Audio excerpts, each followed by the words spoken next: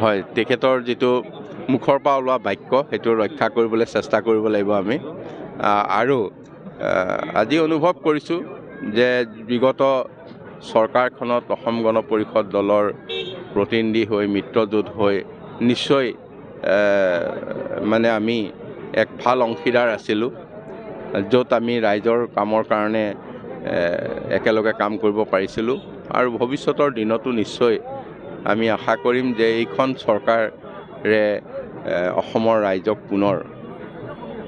আগবঢ়াই লৈ যোৱাত সহায় কৰিব।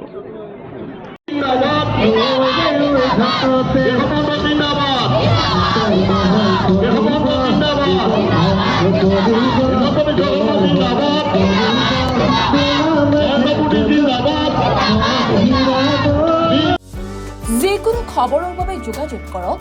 আমাৰ এই নম্বৰত 9181 307 2221।